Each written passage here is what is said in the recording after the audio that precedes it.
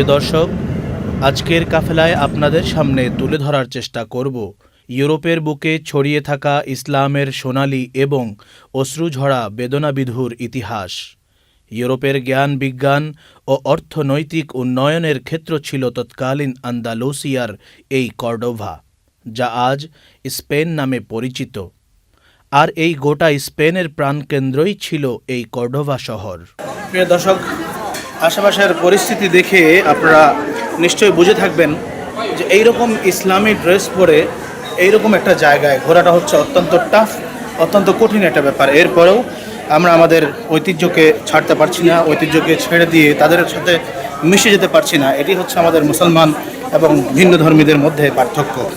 আজ আপনাদেরকে এই কর্ডোভার বিখ্যাত জামে মসজিদ বা কর্ডোভা গ্র্যান্ড মস্ক নামে খ্যাত মসজিদটির ইতিহাস তুলে ধরার চেষ্টা করব। প্রিয় দর্শক, গ্র্যান্ড মসজিদের কথা বলার আগে আপনাদেরকে এই কর্ডোভার কিছু পরিচয় তুলে না ধরলে প্রতিবেদনটি অসম্পূর্ণ থেকে যাবে বলে মনে করছি। 711 কিংবা 712 সালে এই স্পেন মূলত বিজয় হয় মুর নামক মুসলিম জাতির মাধ্যমে। তারেক বিন জিয়াদ রহমতুল্লাহ আলাইহের হাত ধরে এই স্পেনের মাটিতে ইসলাম প্রবেশ করলেও স্পেনে আলোকিত সমাজ গঠনে মুখ্য ভূমিকা রাখেন উমাইয়া খলিফা প্রথম আব্দুর রহমান। ইতিহাসের তথ্য অনুযায়ী এই কর্ডোভা হয়ে ওঠে জ্ঞান বিজ্ঞান, অর্থনীতি, রাজনীতি, ধর্ম সকল ক্ষেত্রেই অগ্রণী নগর।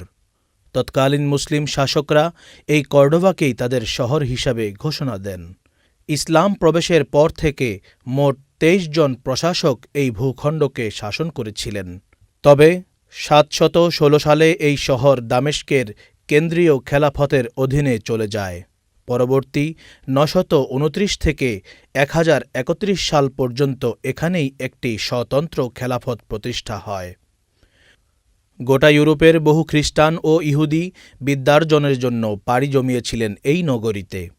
অনেকে এখান থেকে বিদ্যা অর্জন করে পিরনিজ পর্বতমালা পার হয়ে ছড়িয়ে পড়েন গোটা ইউরোপে এবং বনে যান ইউরোপের মহাজ্ঞানী হিসেবে। তৎকালীন ইউরোপের শিল্প সাহিত্য সংস্কৃতিতে এই কর্ডোভাই ছিল সকলের কাছে একটি রোল মডেল। এখানে 5 শতাধিক লাইব্রেরি ছিল, ছিল হাম্মামখানা, যা সরকারি গোসলখানা হিসাবে পরিচিত ছিল, আর এই হাম্মামখানার সংখ্যা ছিল প্রায় 9 শতাধিক। এই কর্ডোভাতে মসজিদ ছিল 700টি। শুধু তাত্ত্বিক জ্ঞান সাধনাই নয়, অর্থনৈতিক উৎকর্ষতায় এ শহর ছিল সারা ইউরোপের রোল মডেল। চামড়া, লোহা, সুতা, রেশম এবং বস্ত্র উৎপাদনসহ বহুমুখী কেন্দ্র ছিল এই কর্ডোভা। ইউরোপের রাজা বাদশাদের কাপড় তৈরি হতো এই কর্ডোভায়।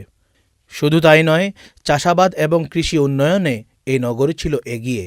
সেকালে চাকা ব্যবস্থার মাধ্যমে সেচ দেওয়া হতো, যার এই একটি মাত্র অবশিষ্ট রয়েছে। মরুময় আরবের আমাজিগ জাতি এই সুজলা সুফলা কর্ডোভায় কঠোর পরিশ্রমের মাধ্যমে সোনার ফসল ফলাতে লাগল। নানা ধরনের সবজি, ফল ফলাদি বেশ সহজেই উৎপাদিত হতে লাগল এই শহরে। আজ আমরা ইউরোপের বিভিন্ন জায়গায় বায়ুকল দেখতে পাই।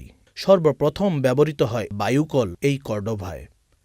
এডিনবার্গ বিশ্ববিদ্যালয়ের প্রখ্যাত ইতিহাসবিদ প্রফেসর রজার কলিন্স কর্ডোভা প্রসঙ্গে লিখেন যে আরব মুসলিমরা একটি যুদ্ধপ্রবণ ভূখণ্ডকে শান্তির আবাস বানিয়েছিলেন।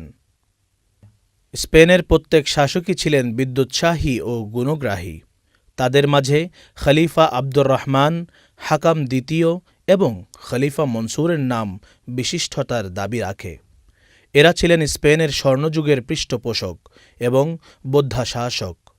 এছাড়াও ইমাম কুর্তুবী ছিলেন এই মাটির কৃতি সন্তান, যিনি জাতি, ধর্ম, বর্ণ নির্বিশেষে সকলের কাছে সমাদৃত ছিলেন। দার্শনিক ইবনে রুশদ, ইবনে মাসাররা, ইবনুল আহমার, আহমদ ইবনে নসর, মাসলামা বিন কাসিমের নাম স্বর্ণাক্ষরে ইতিহাস এখনও স্মরণ করে।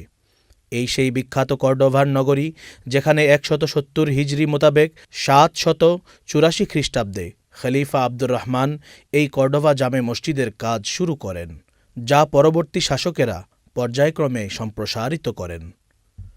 কর্ডোভা মসজিদের নির্মাণশৈলী এবং এর সৌন্দর্যের কারণে নবম এবং দশম শতাব্দীতে এই মসজিদটি ছিল সারা বিশ্বে অনন্য এবং সুন্দর। স্পেনের পতনের পর এই মসজিদকে গির্জায় রূপান্তর করা হয়। প্রিয় দর্শক, মুসলমানদের সেই ইতিহাসকে খানিকটা হলেও স্মরণ করিয়ে দিতে আপনাদেরকে মসজিদের ভেতরে নিয়ে যেতে চাই। ভেতরে প্রবেশের আগে মসজিদের বিশাল 4 কোণাকৃতি মিনার চোখে পড়ল। তবে মিনারের চূড়ায় তাকিয়ে মন আর চোখের অশ্রু একাকার হতে লাগল। যেই মিনার হতে একসময় ধ্বনিত হতো মুয়াজ্জিনের আজান, সেখানে আজ বাজে গির্জার ঘণ্টাধ্বনি।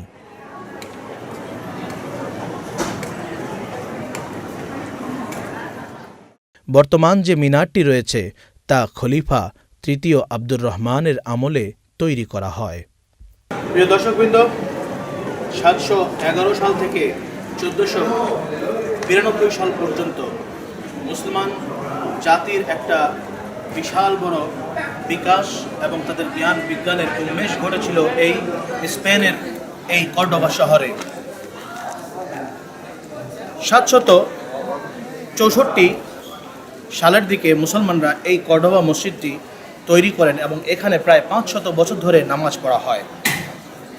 পরবর্তীতে কালক্রমে এটি খ্রিস্টানদের হাতে চলে যায় এবং তা থেকে এটি একটি ক্যাথলিক গির্জায় পরিণত হয়, যেটিকে বর্তমানে দ্য ক্যাথেড্রাল বলা হয়ে থাকে। চলুন এই কর্ডোবার সেই ঐতিহাসিক জামে মসজিদটি আপনাদেরকে দেখিয়ে নিয়ে আসছি।